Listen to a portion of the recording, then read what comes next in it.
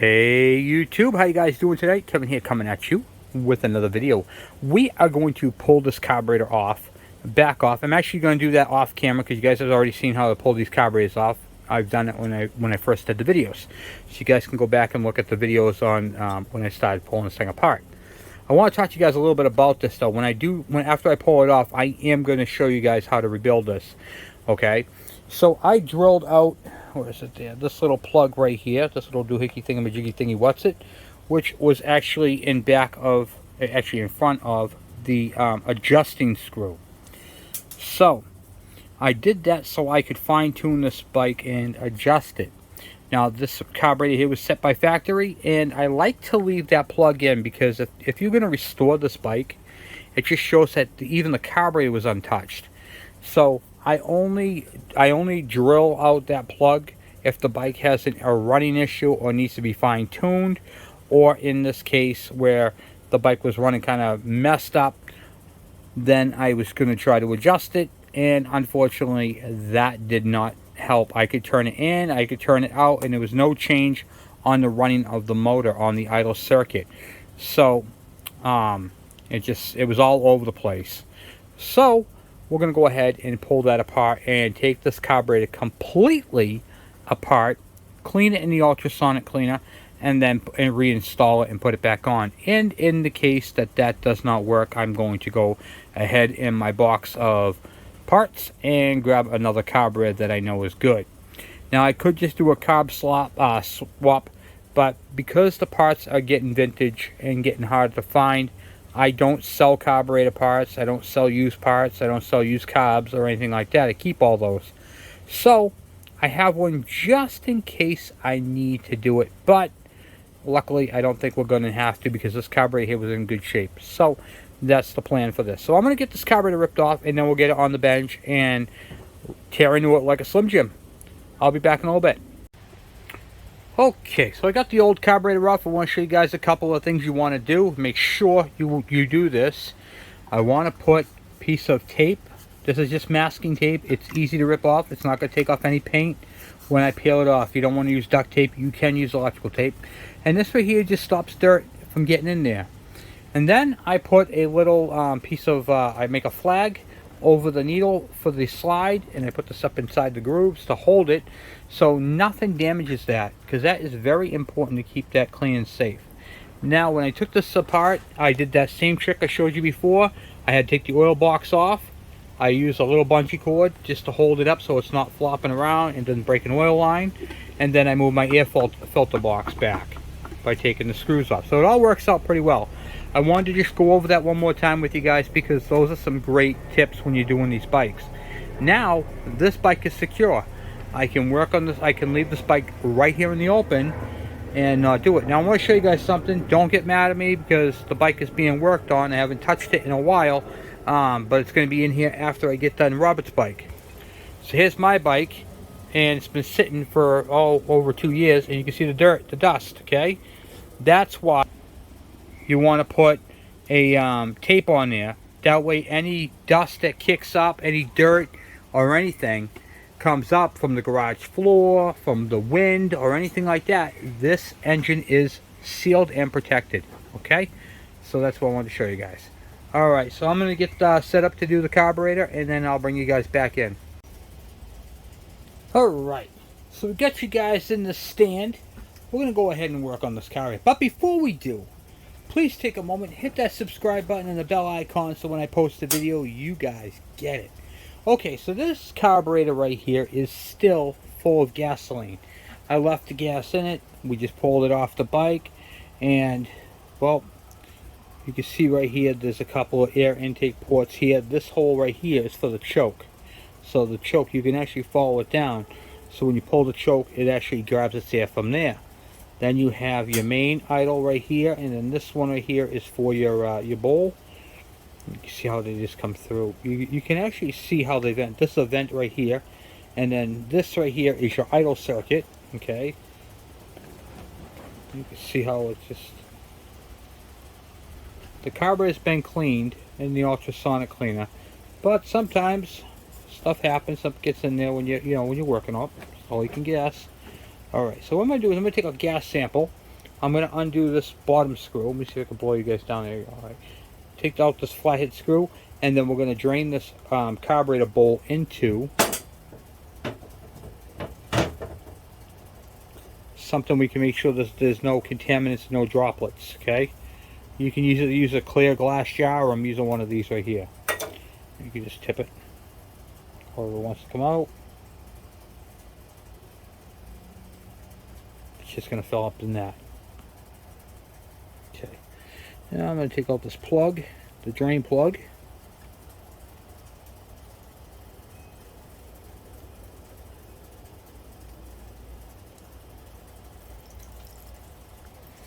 That's going to really just drain it out.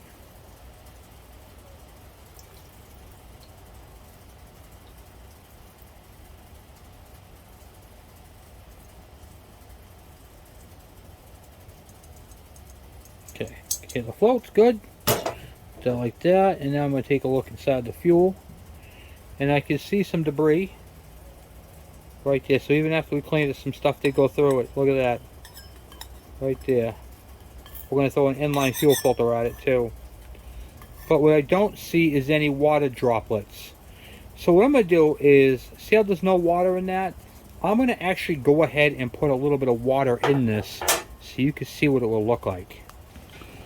The reason why I'm going to put water in this is so you know what water and fuel looks like. I'm just going to use some regular water in a cap. Just a couple of drops. Like that. Dump it in. And now you'll see what it looks like. Water droplets in fuel. They do not mix. And you can see right there, you can see the water moving around. I'm doing this just for surely learning. See how they combine together? You can see the water droplet moving around in there. Okay, ain't that crazy? They'll separate, and then you see them sitting off the side. So that right there is what it would look like if you had water in the fuel. So let me see if I can blow you up. I know the light in here stinks. I'm sorry. Right there, see it floating around in the middle? Looking right there. That's water, and it doesn't mix with gasoline. You can literally suck that water out with like a medicine syringe. I'll take it right out. Okay, so now we get that out of the way. I just wanted to show you what water in the fuel would look like. And that right there, if this was the case, water wouldn't be able to get up in the main jet or any jets, because the water would be a blockage. Okay. All right. Let me get a screwdriver and we'll take that bowl off. When working on a carburetor, it's very important to be organized. So get yourself a little catch so you can throw the stuff in there. Don't put a screw on the bench here, because I'll show you what happens. When you put it on, you see how it rolls? That can roll away. It can go down a hole. It can go anywhere. Get yourself a little cup, and it doesn't have to be, you can use a paper cup, plastic cup, one of those little cups you keep in the bathroom for after you brush your teeth and you want to rinse your mouth out. You can do it that way. You can use one of those little cups, anything you want for something to put, what do you call it there? Parts and pieces in. In fact, you can even recycle a water bottle. All you do is drink the water inside of it, take a blade, cut the bottle in half, and use the bottom cup. There's all kinds of things you can do. Also, too, if you had like an egg carton, those work pretty good. You can keep them all separated. Egg cartons are very, very, very helpful. So, I'm not using power tools. I'm using a hand screwdriver. So, and I have arthritis, so it takes a little bit more for me to do that.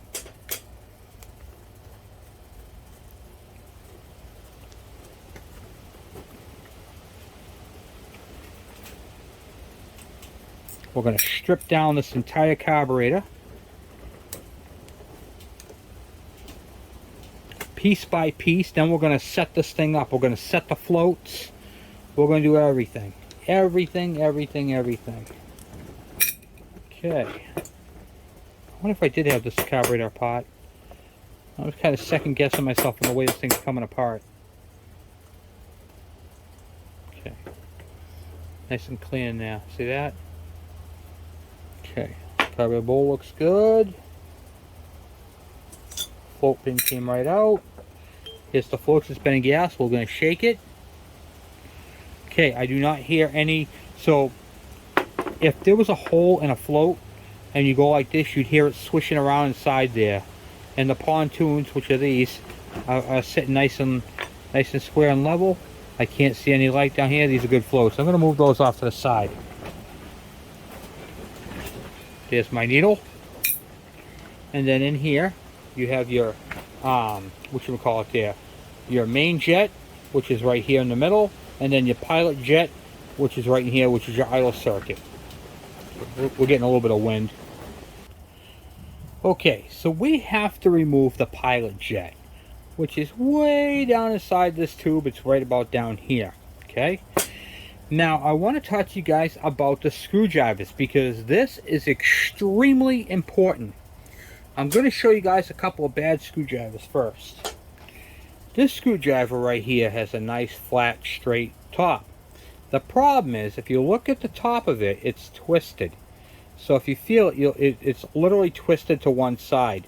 This is a bad screwdriver. If I was to put that in there and try to break that loose, I could literally strip that out, because this right here is going to go like a cam. I don't know if you can see that or not. It is twisted. See how it's twisted? Right there, see it? Right there, it's twisted. This right here would strip out that jet. The other thing, this one right here, this screwdriver, is rounded on the edges. See how the edges are on the, I'm looking at the very edges, are rounded. Okay, this is still a good screwdriver, but this right here will mess up that jet. So what you're going to want to do, if you have a good screwdriver but the edges are rounded, you could take a grinding wheel. I'm just using this as an example. So if you can use a grinding wheel, you can use a flat file, but you want to make sure you're dead straight on, and then grind this thing to a straight flat tip. Okay, that's what you want. But we're not going to use either one of those screwdrivers tonight. So literally, if you go and use a rounded or a twisted screwdriver, you will destroy that jet coming out. It really limits your chances. So they have these right here. This is made by Calhawk, cheapy. They have them over at what do you call it there, AutoZone and auto pop stores all over the place. But you know, they're just the same thing, but some of are green, some are black. Doesn't really matter. But this one here has got a really nice edge on it, and I like these little reversible screwdrivers because they're pretty good to do this type of stuff. So you get in there so it just fits in. You can find it. There we go. We're in. I'm using a cutting board because this is not going to destroy this end. So if the jet has never been out, you want to put your carburetor on a nice flat spot, and you want to push down and turn. Okay, just a little bit until you feel it break free. Taking a jet out, and there she is right there. Taking a jet out by holding it in your hand and pushing down and twisting can literally cause it to strip too, because you're fighting against each other. This surface is nice and firm, and these carburetors have been sitting for a very long time, so push down and do it that way. The other thing which you're going to want to do is check your jets as you do them. So let me grab my flashlight. I can literally take this, hold this like this, and put it up to the light and see if I can see through it, which I can. You can also leave them in the carburetor. I'm going to put this back in. I want to show you guys this. If you guys have the carburetors all together and you want to do a quick test and see, what you can do is take your slide out. You can see your main jet and your pilot jet hole, which is right inside there. The pilot jet holes are right there where my finger is. See it? Right there. That little hole on the bottom. And what I do is I take my flashlight, I turn it on, I put it like this, and then you can see the light through the main jet right there. And I can see the little light coming through the pilot jet. I'm looking once again up top where my finger is. See the two holes? The two light? Okay, so these have two clear jets. But we're cleaning the carburetor, so they must be removed. Because we want to make sure we can get right inside that orifice and get that out. Now I got to take the main jet out, which is right here, and I got to take the seat out. That's the seat. For those who don't know, that's the needle, and then this little spring, you want to make sure that has spring tension, it's working. Okay, that dampens it right there, allows the float to move freely and put pressure on it. Okay, so now we're going to go ahead and remove the main jet. And for that one, I'm what was that? 7mm. It looks like 6mm. Sorry, bad. Take that out like that, and there's a washer. So there's that. We know we already saw light through that. Okay, there's a washer right here that we have to take off. Yeah, I don't think I did clean this carburetor. I think I put it just in the ultrasonic cleaner the way it was. Because there is some stuff in here that I wouldn't have done. So I think we just cleaned it out, blew it out, and checked it out that way. Just try and get the gasket out without ruining it. Okay. Alright, a lot of people starting fireworks early. Happy 4th when that comes up. Okay, let's go take this one off. Now you also want to note the orientation of this plate because it has to go in one way.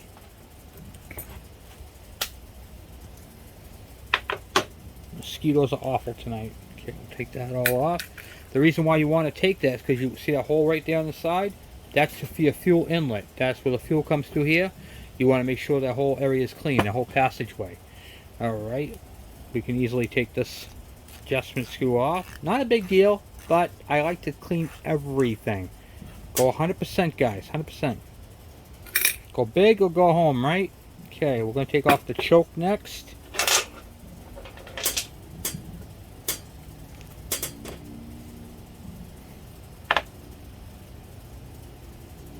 Which is just a 12mm wrench. They're either 12mm or 14mm when you're working on carburetors. But if you're working on the bigger bikes, they're 14mm. Smaller bikes like this are 12.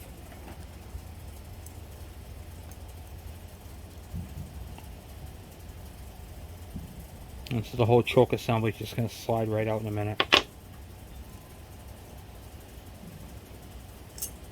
Okay, choke assembly. That's out, and now you can see the orifice is there. And then let me see if I can show you guys the light. Okay, so if you look in the choke tube right here, you'll see when I turn the light on. Well, I'm shining light through this front tube right here, and see how it's lit up. Right there, you can see how the passage is nice and clear. Pretty neat, I think. Pretty cool.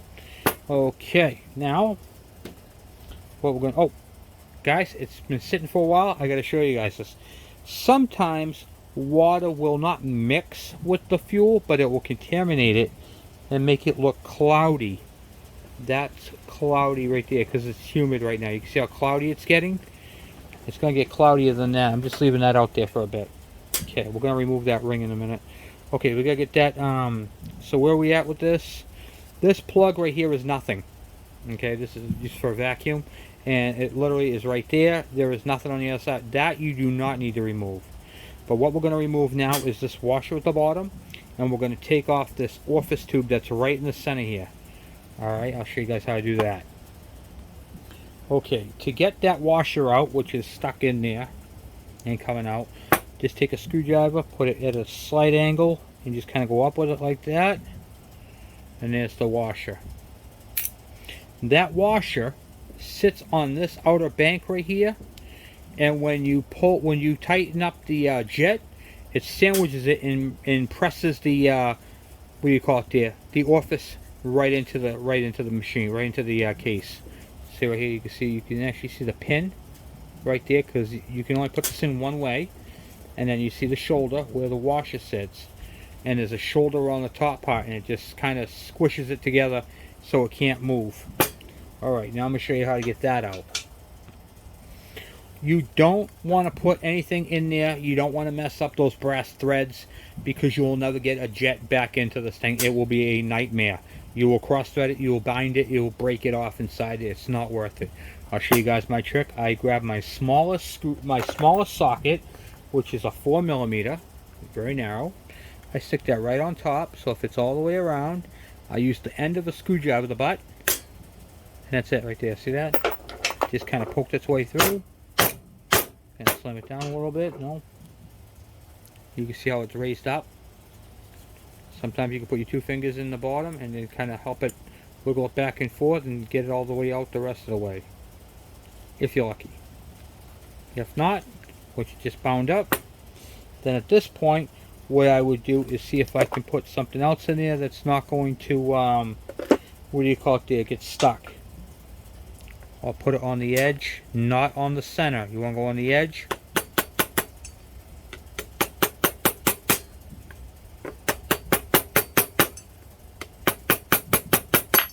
There you go.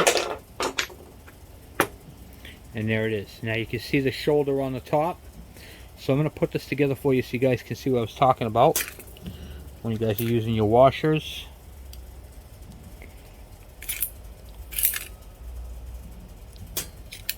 So jet. So you get the washer on the jet, and you'll see how it sticks out further. Okay, so you got the jet. See right here how there's a shoulder? Well, there's also a shoulder here. So this right here cannot move up and down. It's stationary when it's inside there. So that's a good tip to show you guys how that comes apart. And you'll note that there is a pin right there on the sidewall. And that pin rides in that groove right there, so you get in the proper direction. The reason why it needs proper direction is to see these holes, they have to be aerated, so air comes around. This is a very important piece. This is a very important piece that meters the air, so air and fuel. And then of course now the whole bottom, there is nothing left in there except for this tube, which is for your choke. We're not going to touch that, and everything is completely stripped down. So now what we're going to do is we're going to put this in the ultrasonic cleaner. We'll let this sit in there for about a half hour, 45 minutes. Let me get this. Hold on a second. See if I can get that seal out right there. Okay, got the seal out. You want to remove that, because if you put this in the ultrasonic cleaner, this is going to fatten right up and you'll never get it back in. So there's that. Okay, so now this carburetor is completely stripped down. I'm going to throw it in the ultrasonic cleaner. I'm going to leave it in there for about 45 minutes or so. Then what we're going to do is we're going to take some cleaner and we're going to blow through all the ports and see if we have a flow that goes through it.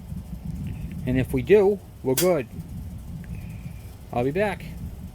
Also, before I go, a subscriber, one of my subscribers a long time ago, sent me a carburetor he couldn't get going. He just couldn't get the thing to idle correctly, and sent it up to me. And it's I forgot the name of the video, but it's on my Carb Talk videos. It's my Carb Talk, and I had to mount it onto my test stand and do it all that way. And it turned out that one of these jets in the front here were clogged.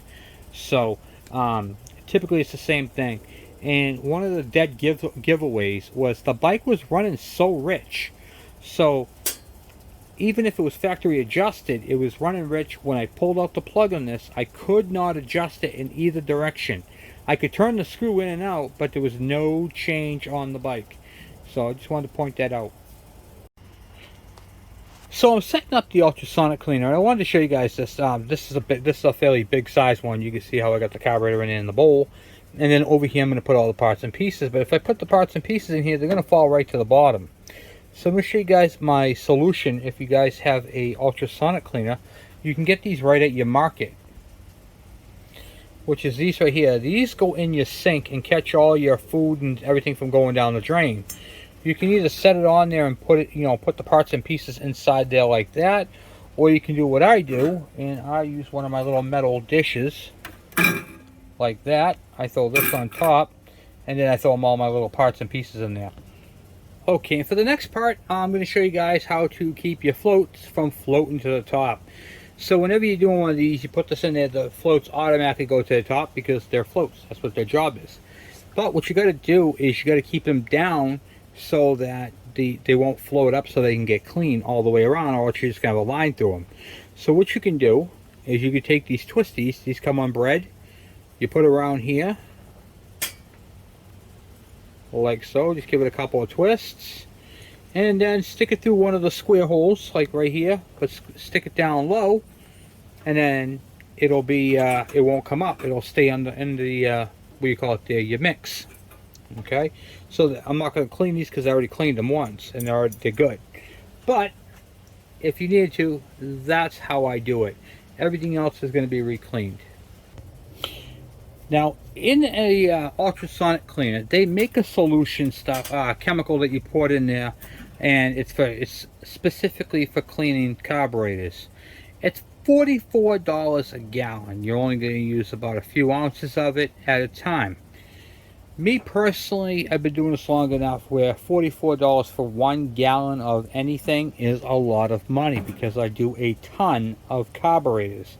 In fact, this ultrasonic cleaner has broke down on me about 8 times. I have repaired this myself 8 times.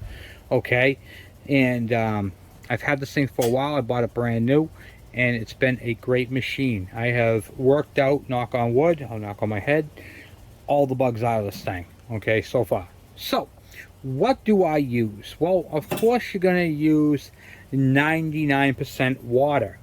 What is the 1% you're going to put in there? I'm going to use a couple of, what do you call it, the ounces of Simple Green. Now, they do make a Simple Green for aluminum. It's really, it's a little bit more money than this, and you really don't need it. Here is why. Because I don't care what you use, even if it's straight water. If you leave a carburetor in the ultrasonic cleaner for too long, you're going to discolor it. Okay, I run this thing for about an hour to an hour and a half to get out all the crap. Anything past that, the carburetor is going to really, what do you call it there, go bad. You never want to leave a carburetor in an ultrasonic cleaner overnight. You seriously don't. And then when you take it out, you want to dry it off quickly with compressed air. And that's what I'll be doing in that thing. So I'm going to be doing that off camera. I wanted to show you guys this. And then we'll be putting the carburetor back together on screen. So this is how I do my ultrasonic cleaner. And you don't have to buy a $300 ultrasonic cleaner. Okay? You can go to Harbor Freight. They make one for 76 bucks, I think, or 80 bucks, whatever it is. It's a smaller one. It looks plastic. It is plastic. It's got a little plastic tray in it. I'm actually going to buy one because they're pretty cool. And I've heard some pretty good stuff with them. And sometimes I really don't need to fill up. Look how much room I'm wasting. Unless I'm doing a bunch of carburetors at the same time, which I really try not to do because you don't want to mix match parts. Or if that tray falls over and the parts get mixed up, then you're sitting there trying to figure it all out. So I try to do one carburetor at a time, but I do like racks of carburetors, like 2-cylinder, 4-cylinder bikes. Those will go in here as well. So that's why I need such a big one. And I even have done crankcases. A KV75 crankcase that's on my parts bike was in this right here, in two halves. So I mean, you can do a lot of stuff with this ultrasonic cleaner. So, but you don't have to go and buy the top of the line ultrasonic cleaner. You can buy one from Harbor Freight. They work great. Alright, so I will talk to you guys later. I got to fill this bad boy up, get this thing cooking, and I will talk to you guys in a little bit. Alright, we are back at it again. So what are we doing right now? I'm going to show you guys what I've been up to and what I'm doing. I'm installing a brand new carburetor onto this bike. And here it is right here. This is the carburetor that I'm installing. You can see where it says Makuni on the side of it. This is a new carburetor. And this right here is, I'm getting ready to install it, but I want to do a couple of primary checks. A lot of times we go to the, we go on eBay and we buy a carburetor. It looks exactly the same, smells the same, tastes the same. Is it the same? No. Why? What's different? When you take apart your carburetor, it's going to look exactly the same. You're like, all right, same carburetor, throw it on. A couple of things you need to make sure you check. Okay, first thing you want to do is check your float adjustments so it doesn't leak. All right, that's the first thing. Whenever you buy a carburetor, remember, they just slapstick this thing together in the factory. The people, when you buy a carburetor, for instance, this one right here, it tells you if it's a DS100, a TS100, a TS125. If it's a large arrayment of bikes with that flange, and it's basically the same carburetor used on multiple bikes. What are the differences? The difference is certain bikes have different float adjustments. Why? Because they require more fuel and some bikes require less fuel. What else would be different? Would be the main jets and the idle jets. Well, the idle circuit jets on these particular carburetors are the same, but the main jet is not. You can see how this is the old one and this is the new one. I just threw this one in here. This carburetor right here came with an 85 jet. The bike requires a 120 main jet. That is a significant jet size difference. Will this run the bike? Yes, it will. Will it run great? It absolutely will. What will be some of the problems? Well, when Dave got on the throttle, he could find himself having a lean condition or a bog or a hesitation because the bike wasn't getting enough fuel. It was going to be getting more air. So one of the things we have to do is make sure that we use the proper jets. I've seen so many people, oh, you get this carburetor, you slap it on the bike, it's going to go 1,000 miles an hour. No, it's not like that. You literally, whenever you buy a brand spanking new carburetor, it doesn't matter what it's for, always pop the bowl off, clean it, make sure that the float is adjusted, and make sure that the main jets and your pilot jets match in size. If they do not, and you're able to clean your old ones, feel free to use your old jets in your new one. All it is a hole through the center, but it makes a world of a difference in performance and power. Well, I'm going to get this thing buttoned up and get it back on, check it for leaks, make sure it's not leaking, and we will continue. And listen to her purr!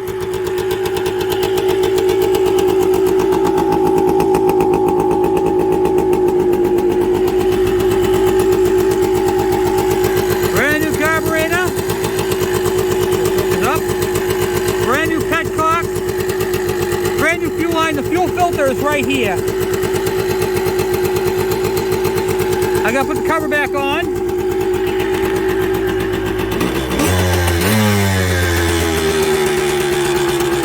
Sounds so nice, doesn't it? She's a good running bike.